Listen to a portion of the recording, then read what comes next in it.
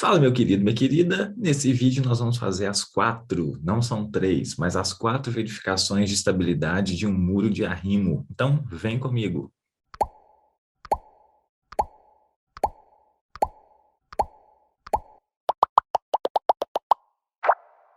Bom, se você pegar a tabela 4 da NBR 11682, ela vai trazer requisitos de verificação de estabilidade para muros de contenção. Então, no caso aqui, a gente vai trabalhar com um muro de arrimo de concreto, vamos fazer um exercício com todas essas verificações. Quais são elas? Você está vendo aqui três verificações de segurança: tombamento, deslizamento na base e capacidade de carga da fundação.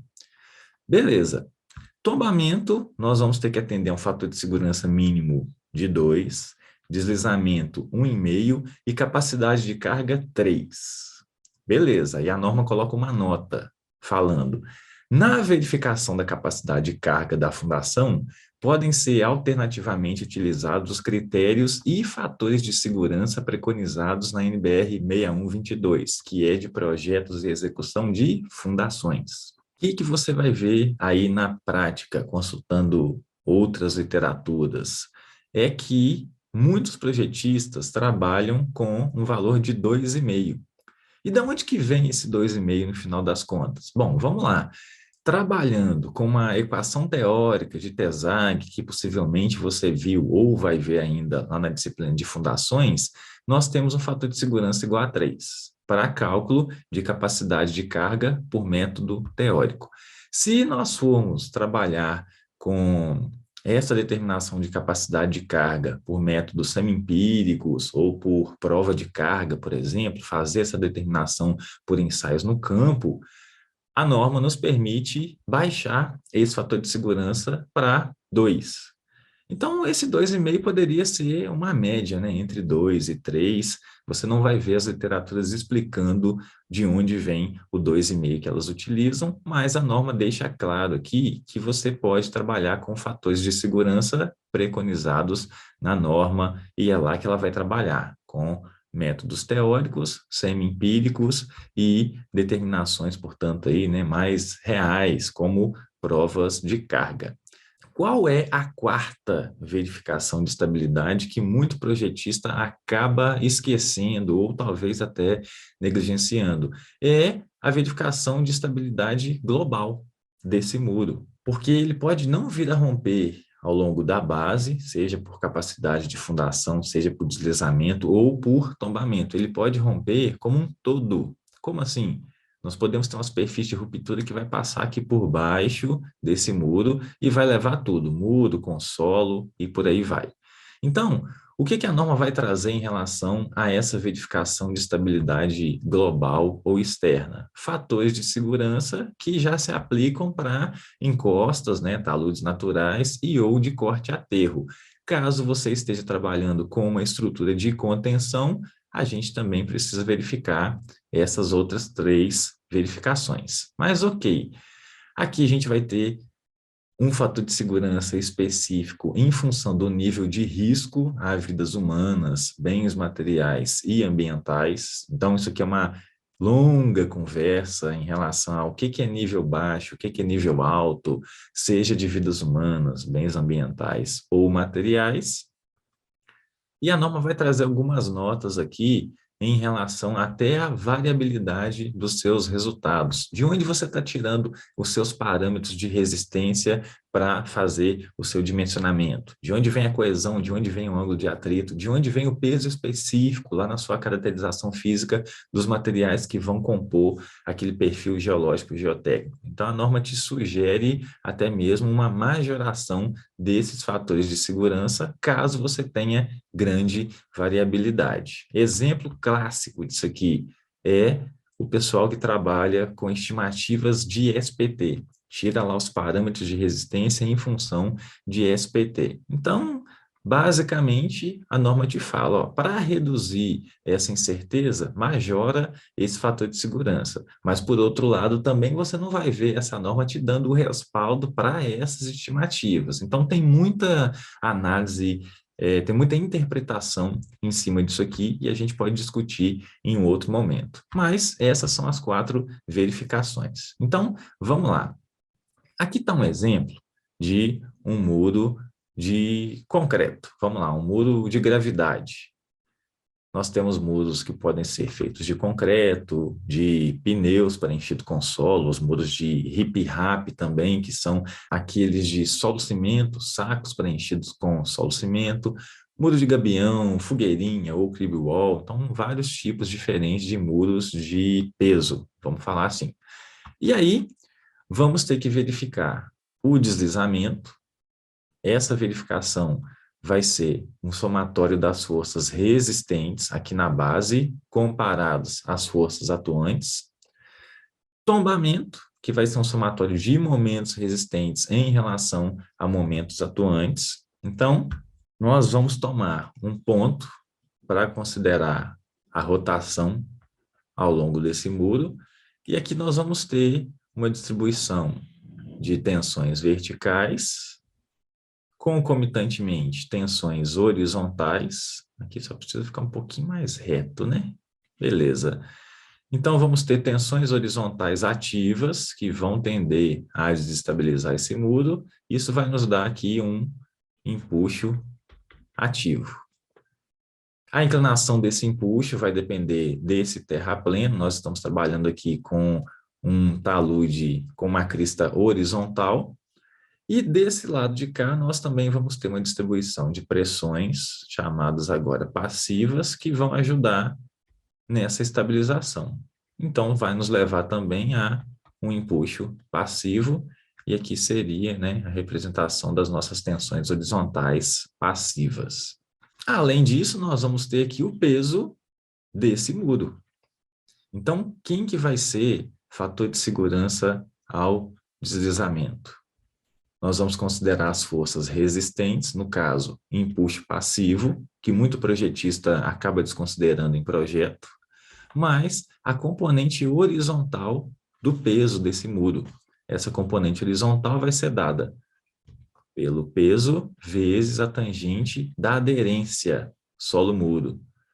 Essa aderência, se você não sabe qual o valor a adotar, nós podemos utilizar de literatura a aderência sendo 2/3 do ângulo de atrito desse solo aqui no contato com essa base.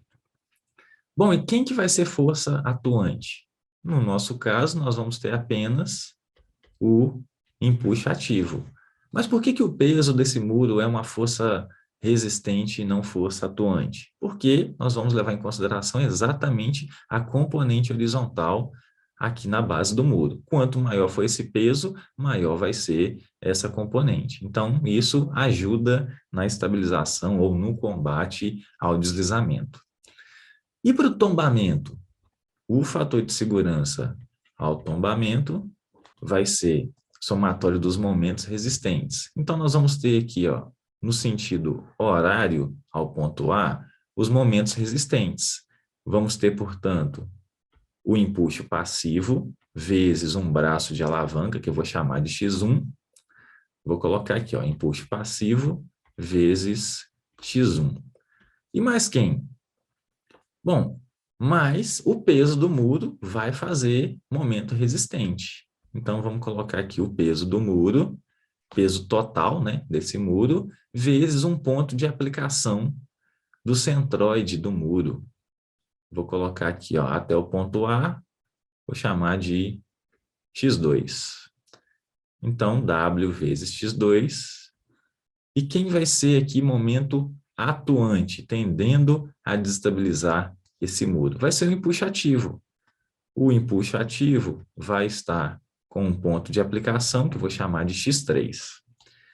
E aí, essa conta vai ficar com o denominador sendo o empuxo ativo vezes X3. Beleza.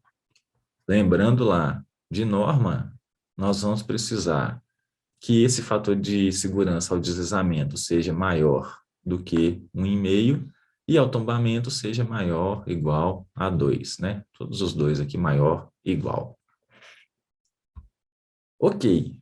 Próxima verificação, capacidade de carga da fundação. Isso aqui tem muita gente que tem dificuldade e aí a gente vai tentar melhorar isso aqui, sanar um pouco dessa dificuldade. Essa capacidade de carga consiste em nada mais do que a verificação de segurança contra a ruptura da base aqui do nosso solo, embaixo do muro, e também contra deformações excessivas nesse terreno. Então, nós temos aí um método mais empírico contra essa verificação de segurança e de deformações. Essa análise vai considerar que o nosso muro de concreto é um muro rígido e vai considerar uma distribuição de tensões linear aqui na base.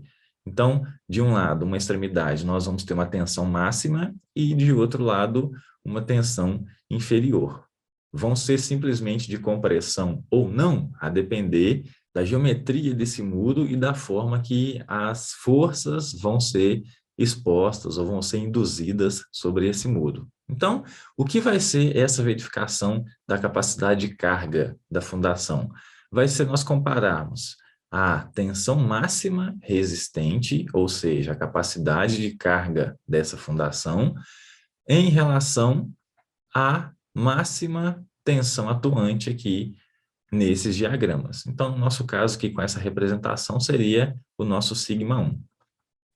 Joia. A primeira coisa que a gente precisa fazer nessa verificação é determinar a posição da resultante das forças com relação à base do muro. Então, nós vamos ter aqui diferentes empuxos, peso desse muro, e isso vai nos levar a uma resultante R que nós vamos precisar identificar. A distância entre a posição dessa resultante e o eixo de simetria da base do muro vai ser a chamada excentricidade E que nós precisamos calcular. Então, o que vai acontecer? Isso aqui gera muita confusão. Tem gente que pergunta, mas é em relação à metade da largura do muro ou seria ao centro de gravidade? Então, tem literaturas aí divergindo, mas se a gente for pegar lá o livro de contenções, por exemplo, da Gescovitch, Danziger e Saramago, 2016, eles vão deixar muito claro isso aqui, ó, a distância entre a posição da resultante e o eixo de simetria da base. Então, nós vamos ter uma área de base que basicamente é a largura desse muro vezes a sua extensão. Então, nosso cálculo aqui é por metro, e aí a gente vai fazer essa determinação a cada metro linear. E aí, em relação a essa base de muro, nós vamos tomar um eixo de simetria.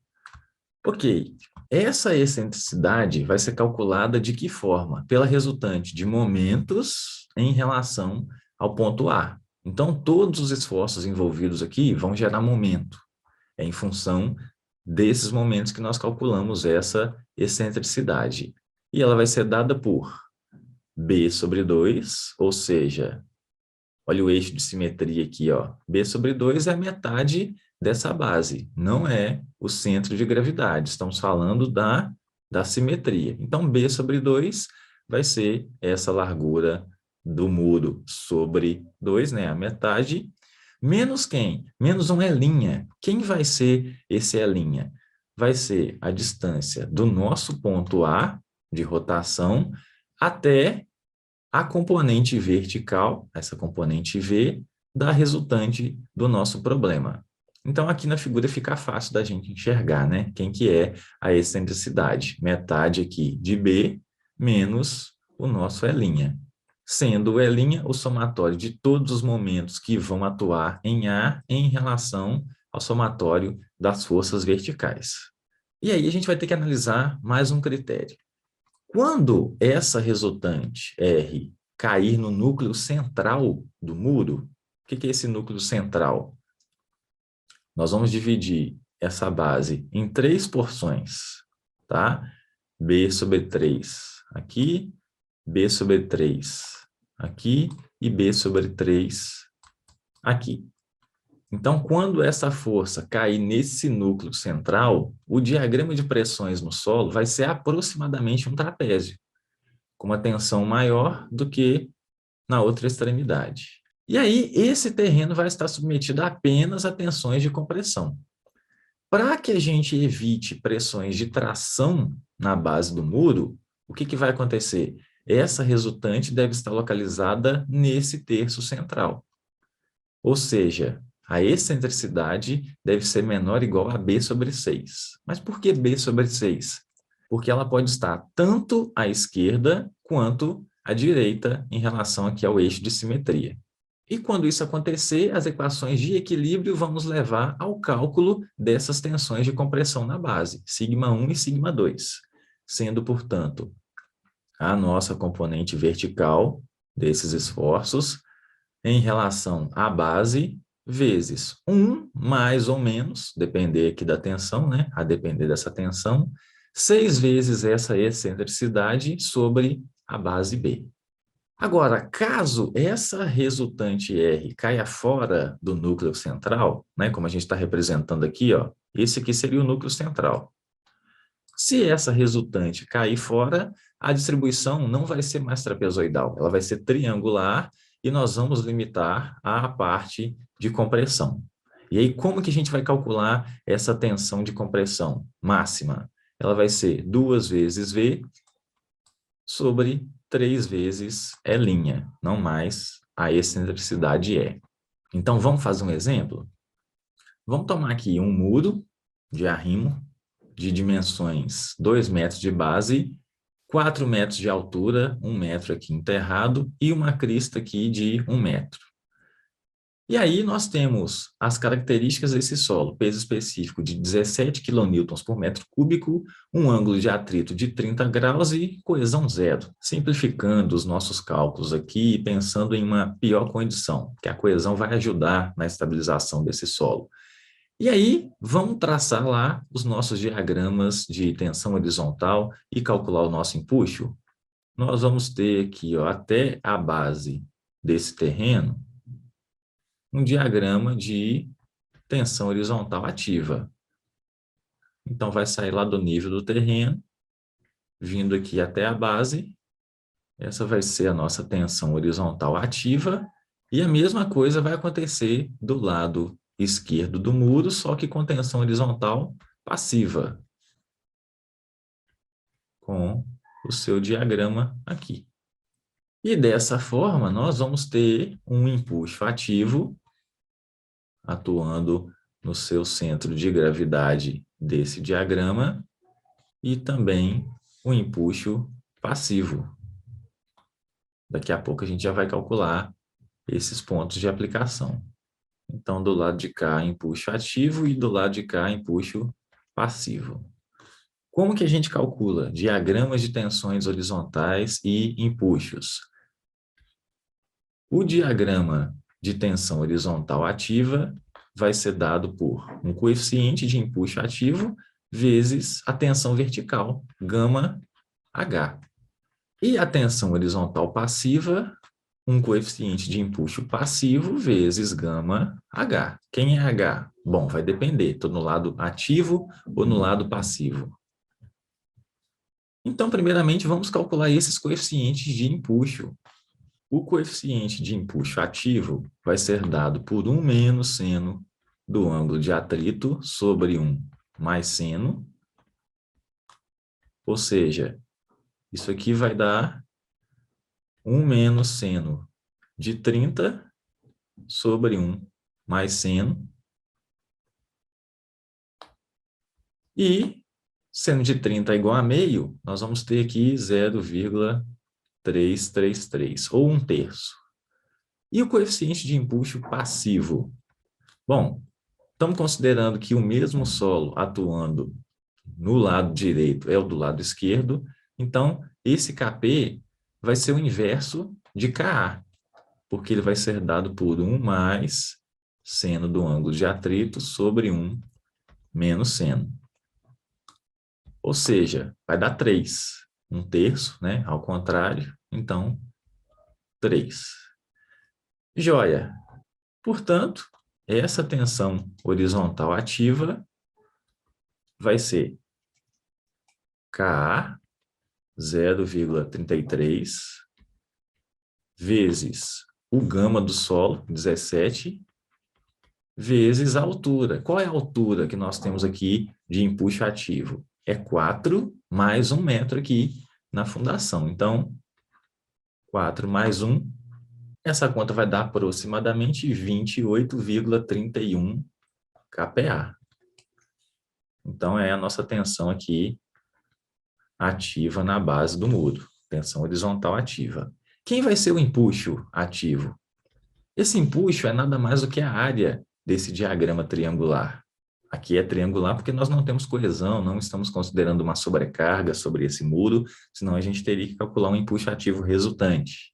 O empuxo vai ser, então, a área do diagrama, triangular é base vezes altura sobre 2. Quem vai ser nossa base? A tensão horizontal ativa, 28,31 vezes altura, 5 metros, sobre 2. Isso aqui dá aproximadamente 70,78 quilonewtons. O cálculo de empuxo é da mesma forma que o cálculo de vazões lá na mecânica dos solos 1, ou seja, é feito por metro linear. Então, a gente tem aqui 70,78 quilonewtons.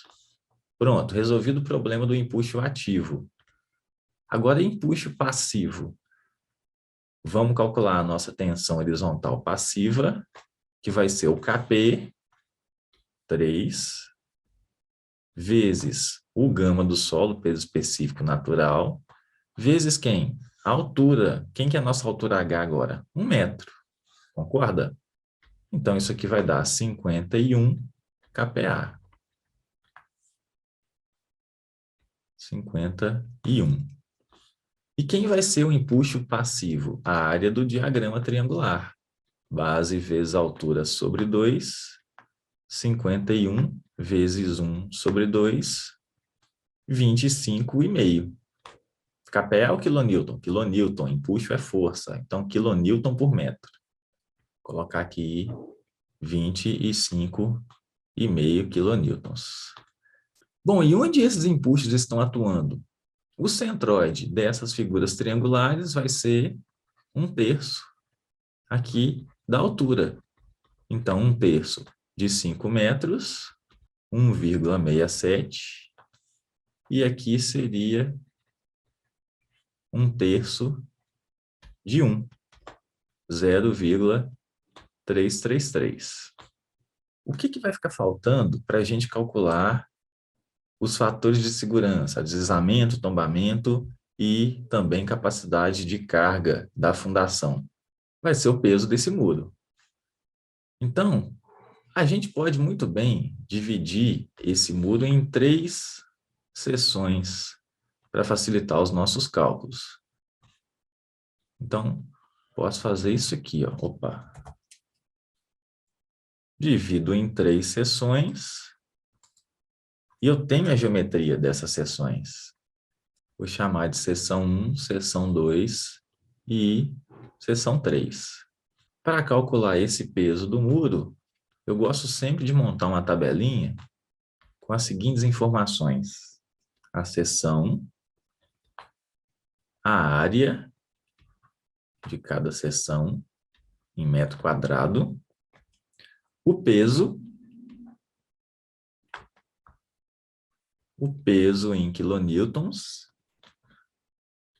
o braço de alavanca em relação ao ponto de rotação, nosso ponto A, aqui. Então, esse braço em metros. E o momento resistente desse muro em quilonewtons metro por metro. Onde que a gente vai utilizar esse momento resistente? No cálculo de tombamento, verificação do tombamento. Então, ó, nós temos aqui seção 1, seção 2 e seção 3. Deixa eu separar isso aqui legal. Ok, para calcular o peso total desse muro, eu preciso dessas áreas e também preciso do peso específico do muro. Vamos trabalhar com um peso específico do concreto igual a 24 quilonewtons por metro cúbico, considerando aí um concreto simples. Então, essa área 1 vai ser o quê? base vezes altura sobre 2, é uma área triangular. Ou seja, a base é 1 metro, certo? Se aqui é 2, aqui é 1, sobrou 1. Só não está em escala, né? Mas sobrou 1 metro. Vezes a altura, que é 4, dividido por 2, nos dá 2 metros quadrados. A seção 2, ela é basicamente de 1 metro por 4. Então, 4 metros quadrados. E a seção 3 é 2 de base vezes 1 de altura. 2 metros quadrados. Como é que eu calculo o peso? Esse peso vai ser basicamente a área vezes o peso específico do concreto. Faz sentido, não faz? Portanto, 2 vezes 24 vai dar 48. 4 vezes 24, 96. E aqui de novo, 2 vezes 24, 48. Qual vai ser o peso total desse muro? Essa informação é importante para a gente. Vai ser 192 quilonewtons por metro. Braço. Quem vai ser esse braço? Vai ser o ponto de aplicação de cada uma dessas seções, ou cada um desses pesos de cada seção, até o ponto A. Então, aqui nós vamos ter W1, aqui W2 e aqui W3. Em relação a A, na figura 1, que é triangular, nós vamos ter que o centroide vai estar a 2/3 do ponto A. Então, isso aqui vale 2/3. Ou seja, o braço em 1 é 2/3 de 1 metro. Então, 2/3.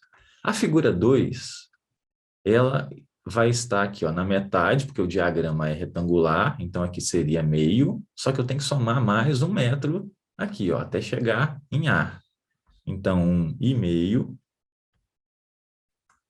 faz sentido? E da figura 3 é metade aqui de 2, porque ele está na base. Então, 1 metro. Esse momento resistente vai ser peso vezes braço.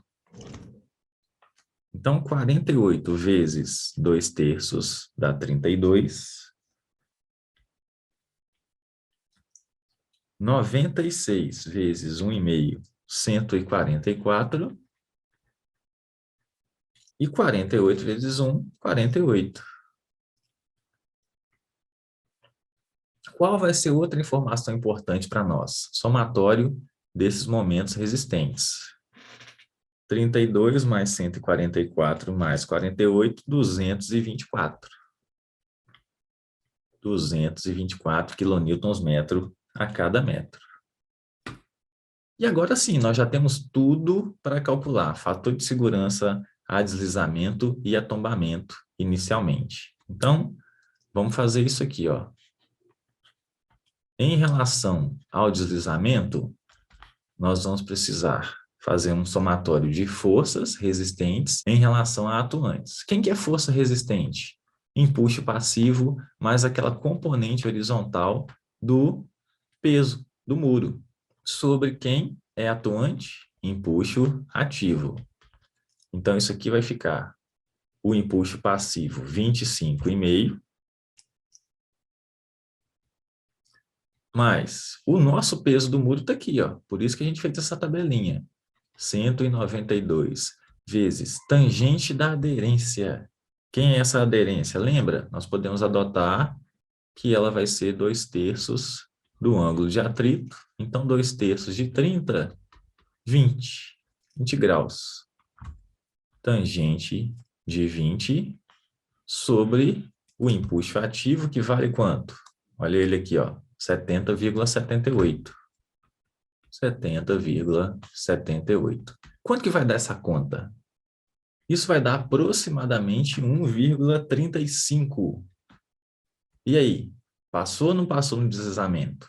Qual que é o mínimo exigido? O mínimo é 1,5. Como 1,35 é menor do que 1,5, opa, não vai passar no deslizamento. Então, nós vamos ter que mexer nesse muro aqui. De que forma? Quais são as possibilidades? Aumentar essa base do muro, talvez aumentar essa ficha, aumentar a fundação desse muro, talvez fazer um dente. Então, são possibilidades aí e a gente fala mais sobre isso daqui a pouco. Vamos fazer as outras verificações, só para deixar isso aqui bem completo? Se você, na prática, chegou já nesse resultado, um resultado negativo, né, ou seja, não passou, você já vai ter que voltar mexendo no muro. Mas vamos calcular aqui o fator de segurança para tombamento. Somatório de momentos resistentes sobre somatório de momentos atuantes. Quem vai fazer momento resistente? O empuxo passivo vai fazer, mas o muro, olha aqui, ó, essa informação já está prontinha aqui para nós. Então, vai ser o somatório de momentos resistentes no muro sobre os atuantes, que é o empuxo ativo vezes o seu braço de alavanca. Isso aqui vai ficar, então, empuxo passivo 25,5 vezes o ponto de aplicação dele está aqui, ó, 1/3 de 1, não é? Então, 0,333 mais somatório de momentos resistentes do muro, 224, sobre o empuxo ativo, que é 70,78, vezes o ponto de aplicação, que é quanto? 1,67. Quanto vai dar essa conta? Vamos fazer? Isso aqui vai dar 1,97, que é bem próximo do mínimo fator de segurança 2, mas é menor. E aí, vai mexer ou não vai mexer? Bom, de qualquer forma a gente já mexeria, porque ao deslizamento também não passou, né? Então, mesmo matematicamente, não ok. Vamos fazer agora a verificação da capacidade da fundação. Vai ser o seguinte, nós vamos ter que analisar a relação entre a capacidade máxima de carga dessa fundação com a máxima carga de compressão atuante na base do muro. E aí nós vamos precisar calcular a nossa excentricidade. Para isso, primeiramente, eu preciso calcular o E', que vai ser o somatório dos momentos atuantes de todos os esforços em A em relação ao somatório das forças verticais, e depois eu passo para o cálculo da excentricidade. Então, vamos começar por aqui. O nosso E' vai ser somatório de todos os momentos em A em relação ao somatório das forças verticais. Então, nós vamos ter aqui, ó, quem que faz momento? O empuxo passivo faz momento. O peso do muro faz momento. Nós também já temos essa informação. E o empuxo ativo também faz momento. Só que aí a gente vai ter que analisar o seguinte. Quem está fazendo momento para onde? O empuxo passivo, ele está fazendo momento em sentido horário. Assim como o peso do muro também, em sentido horário. O empuxo ativo está fazendo momento em sentido anti-horário. Então, por isso, nesse cômputo, nós vamos subtrair a parcela do momento do empuxo ativo. Tudo isso em relação aos esforços verticais no nosso problema. Como a gente está aqui com um terreno horizontal, com uma crista desse talude horizontal, o único esforço vertical que nós temos é o peso do muro. Então, entra aqui o peso do muro. Nessa conta, nós vamos ter, então, empuxo passivo. Vamos lá de novo, 25,5 vezes o seu ponto de aplicação, 0,333, mais o momento resistente do muro, 224, menos agora a parcela do empuxo ativo, 70,78 vezes 1,67. Tudo isso vai ser dividido pelo peso total do muro, que é 192. 192. Vamos ver quanto que isso vai dar? Se não me falham as contas, esse linha vai dar aproximadamente 0,60. Agora a gente vai calcular a excentricidade, que vai ser metade da base menos o E'. Isso aqui vai ser, portanto, a nossa base é 2 metros, olha ela aqui, ó, sobre 2 menos o E', 0,60. Isso aqui vai ser 1 menos 0,60, 0,40 metros. O que a gente vai fazer com essa excentricidade? Nós vamos compará-la com aquele terço médio, ou seja, essa excentricidade tem que estar dentro de B sobre 6, seja para um lado ou seja para o outro. Ou seja, pode dar um valor positivo ou negativo.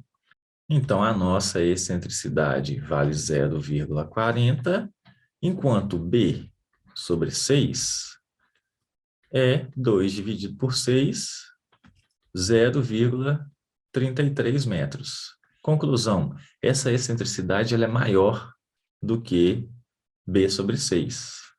E, portanto, essa resultante está caindo fora desse terço médio.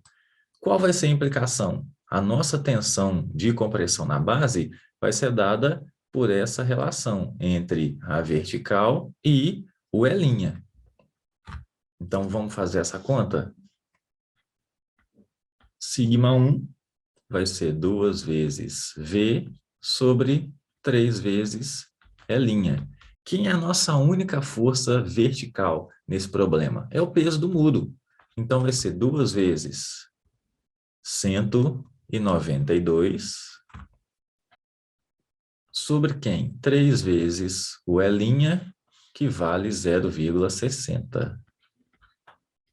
Isso aqui vai dar 213,33 kPa. O que a gente faz com essa informação agora? A gente vai analisar o fator de segurança nessa fundação, que é a tensão máxima, representada pela capacidade de carga da fundação, sobre essa tensão de compressão máxima calculada. Nós temos essa informação da tensão máxima do solo? Não, não foi passado. Vamos supor que nós calculamos essa tensão, essa capacidade de carga, utilizando métodos teóricos. Se você pegar qualquer livro de fundações, você vai ver esse cálculo, a norma vai te falar sobre essa determinação. E aí, com esse método teórico, nós calculamos a capacidade de carga e ela deu lá 300 kPa. Por que eu estou falando método teórico? Porque eu quero utilizar um fator de segurança específico aqui, que a gente começou fazendo esse exercício. Você poderia calcular em função de SPT, em função de prova de carga, e principalmente prova de carga vai te dar um valor muito mais real, porque você está fazendo aquele ensaio em campo. Mas ok, vamos trabalhar com 300 kPa, sendo essa capacidade de carga. Vai ficar, portanto, 300 sobre nosso sigma 1, 213,33. Quanto vai dar isso? Nem precisa fazer muita conta, né? Para ver que não vai passar. Vai dar 1,41 aproximadamente. Se a gente for tomar a nossa recomendação nua e crua aqui de capacidade de carga da fundação com um fator de segurança mínimo igual a 3, não passa, né? Porque 1,41 é menor do que 3. Vou trabalhar de acordo com a norma de fundações, a 6122, com um fator de segurança igual a 2. Fiz um ensaio de placa. Também não passa. 1,41 também é menor do que 2. Então, não passou mais uma vez nesse fator de segurança. Terminou por aí? Não. Nós fizemos até agora verificação ao deslizamento desse muro e não passou. Fizemos a verificação de tombamento, que também não passou, mas foi por pouco, então não me preocuparia com o tombamento nesse caso. E fizemos a verificação da fundação pela capacidade de carga, que também não passou. Então, esse muro teria que ser revisto, a gente teria que mexer nas dimensões aí desse muro. Só que não termina por aqui, né? Não são apenas essas 3 verificações, é isso que muita gente esquece. Nós ainda temos que verificar a estabilidade externa ou global desse muro. Como assim? Está lá o meu murinho aqui. E aqui tem o meu solo, meu terreno. Pode ser que ainda seja possível uma ruptura passando por baixo do muro. E aí vai levar solo com muro e tudo. Por quê? Porque nós temos que fazer uma análise das tensões resistentes ou da resistência ao cisalhamento ao longo de uma possível superfície de ruptura comparado com as tensões atuantes. Então, resistência ao cisalhamento e tensões atuantes ao longo dessa superfície crítica. Como é que a gente faz isso? Dá para fazer isso à mão? Dá. Dá para ganhar dinheiro na geotecnia fazendo isso à mão? Aí já é outra conversa, porque enquanto você faz uma verificação, que demora lá meia hora, um software de estabilidade de talude te dá N superfícies em segundos. Vamos ver um exemplo disso? Eu vou abrir aqui o GeoStudio, no seu módulo Slope W de estabilidade de taludes por método de equilíbrio limite, e aqui a gente vai modelar esse muro. Então, isso aqui é um exemplo bem simples, porque o nosso exercício foi feito com uma única camada de solo para simplificar todo esse cálculo, que você está vendo que não é muito trivial, mas também não tem nada de muito complicado. Quanto mais camadas nós tivermos aqui, mais nós vamos ter que calcular esses inputs resultantes. Mas qual que era o nosso problema? Era uma única camada de solo com esses dados de peso específico, ângulo de atrito e coesão, e um muro de concreto. E eu vou trazer essas informações para dentro do software. Então, eu traço essa geometria, trago as minhas medidas do muro, toda a minha geometria do muro, a altura do talude, tudo que você fizer lá no cálculo, seja ele no Excel, seja ele à mão, ele tem que ser representado também nessa análise de equilíbrio limite, né, na forma geométrica. O seu modelo tem que ser representativo para todas essas questões. E aqui a gente vai entrar com os dados desses materiais, com o concreto, olha aqui, ó, peso específico, 24 quilonewtons por metro cúbico, e a gente tem a possibilidade de trabalhar com um critério de alta resistência para esse muro dentro do GeoStudio. Como eu estou trabalhando aqui com a versão estudantil, nós temos limitação nesse modelo do material, então uma saída é jogar os parâmetros de resistência desse concreto lá para cima. Por conta de quê? Porque você não vai ver um ensaio de cisalhamento direto, um ensaio de compressão em concreto. Mas o próprio software te permite trabalhar com modelos de alta resistência, ou seja, forçando com que a ruptura não passe por dentro do muro. É isso que um software de equilíbrio limite vai fazer, uma verificação de estabilidade global ou externa. Se você tiver uma ruptura passando por dentro desse muro, o software está entendendo que os parâmetros de resistência que você assume para o muro não são tão legais. Só que não é essa a nossa verificação aqui. Todo esse exercício é de verificação geotécnica, ou seja, é possível uma ruptura por baixo do muro? E aí, para o solo, nós entramos também com esses dados. O peso específico, 17 quilonewtons por metro cúbico, coesão zero, ângulo de atrito de 30. Nós fazemos algumas configurações iniciais aqui no modelo, então estou utilizando o método rigoroso de Morgenstern-Price, vou simular uma ruptura da direita para a esquerda, e eu defino no programa quais vão ser os possíveis pontos para entrada e saída de uma superfície de ruptura. Eu vou rodar esse programa e ele vai me dar o seguinte resultado. Olha lá que bacana. 1,56. Aqui nós temos as fatias, esse é o método das fatias em equilíbrio limite que o software vai utilizar. Nós podemos ver aqui cada uma das fatias e a superfície passando por baixo do muro. Olha o fator de segurança, 1,56. Tá legal esse fator de segurança? Eu fui para o laboratório, fiz lá ensaios de cisalhamento direto, ensaios de compressão triaxial. Então, eu tenho confiança nos meus dados de entrada, nos meus parâmetros de resistência, no meu peso específico. Se esse é o seu caso, a gente vem aqui na tabela 3 da NBR 11682 e verifica esses fatores de segurança mínimos. Observa que o mais alto dentre essa tabela é 1,5. Poderia ser majorado? Poderia, mas nesse caso aqui eu tenho confiança nos meus dados. Fiz lá ensaio de laboratório ou até estimei com muito bom senso. Aqui no canal nós temos vídeos falando sobre isso, sobre como se estimar, o que é uma estimativa bem feita e o que é uma estimativa fajuta. Quando você pega lá estimativas de SPT lá do outro canto do país e vem tentar aplicar isso no seu projeto, no seu solo, mas aqui o mais alto fator de segurança exigido, né, como mínimo, é 1,5. Nós chegamos em 1,56, então a verificação aqui de estabilidade global, ela está ok. Voltando aqui nas nossas análises, a estabilidade global está ok. Acabou o problema, vamos lá executar esse muro, o dimensionamento geotécnico já está concluído? De forma alguma, porque deslizamento e, principalmente, capacidade de fundo são duas verificações que nós vamos ter que corrigir. E como é que a gente faz isso? Nós já comentamos, você pode mexer nas dimensões desse muro, na base, aqui na fundação. Você pode também fazer um dente. E aí esse muro vai se tornar um muro de gravidade aliviada, um muro de flexão.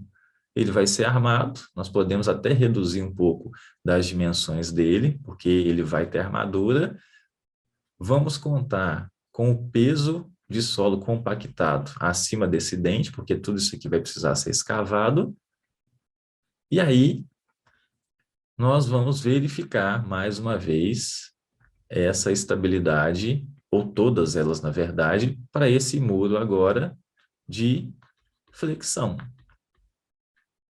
E é isso aí, nós vamos ficando por aqui. Se você quiser que a gente faça esse exercício de um muro de flexão com todas essas verificações, você vai deixar aqui nos comentários desse vídeo. Eu quero a parte 2. E aí a gente vai fazer mais um exercício completinho com o muro de flexão.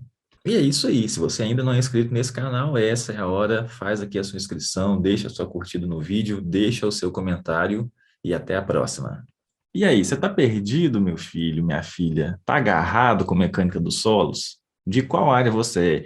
Geologia, engenharia civil, ambiental, de Minas, engenharia geológica? Fala para mim, abre o seu coração. Você está apertado com mecânica do solo, seja da graduação, seja da pós-graduação, seja para um concurso? O que está pegando? Fala comigo.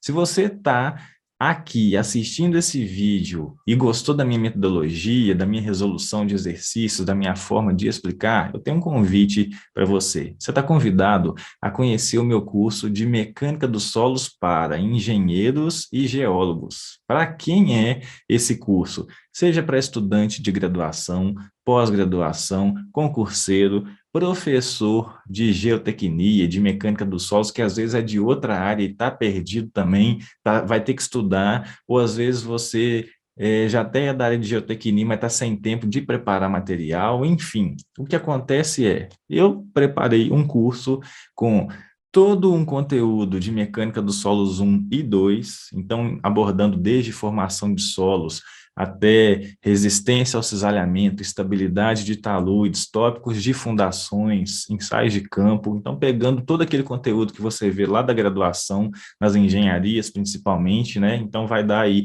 basicamente, disciplina de mecânica dos solos 1 e disciplina de mecânica dos solos 2. Peguei várias questões que eu mesmo fui resolvendo, já tenho quase 10 anos de bagagem em salas de aula, elaborando questões, buscando questão de concursos, esses concursos mais badalados que nós temos aqui no Brasil, e compilei tudo isso nesse material com mais de 40 horas. Então, vai ter material de apoio, vai ter slide, vai ter PDFs com bastante exercícios, exercícios resolvidos, exercícios propostos, e fica aqui o meu convite. Vem conhecer, você consegue dividir isso até em 12 parcelas, pagar do seu jeito, seja no cartão de crédito, seja com 2 cartões de crédito, seja no boleto, seja com Pix. Vem dar uma olhada, esse curso vai ficar hospedado na plataforma da Hotmart e eu vou te mostrar ele aqui agora, olha só. Ó, essa aqui é a sua área de aprendizado dentro da plataforma da Hotmart. Você vai ter um primeiro módulo de introdução ao curso, onde eu vou explicar sobre como que vai ser o formato desse curso, as aulas teóricas, as aulas de resolução de exercício, o material de apoio. Depois você vai ter módulo de formação e propriedades e índices do solo, classificação dos solos, compactação, tensões nos solos, permeabilidade e percolação. E aí a gente já entra num contexto de mecânica dos solos 2, com compressibilidade e adensamento, resistência ao cisalhamento, empuxes de terra, como se dimensionar um muro de contenção em função de empuxo ativo, empuxo passivo, resistência ao deslizamento, resistência ao tombamento, estabilidade de taludes, ensaios de campo e aplicações em fundações, é o nosso módulo 11. Nós temos aqui o módulo 12, agora é com você, onde você vai pôr a mão na massa, vai fazer os exercícios por sua conta. E o módulo 13, que é um módulo bônus com questões de concurso. Muitas questões para você pegar e estudar. Tem questão de Enage, tem questão de Petrobras, Transpetro, DENIT, prefeituras, à vontade, para você ter uma boa gama de questões. Então, eu vou deixar o link aqui na descrição do vídeo, você vai ser enviado para uma página onde vai ter essas e outras informações sobre esse curso, que com toda certeza vai te ajudar. Fica aqui o meu convite e até uma próxima.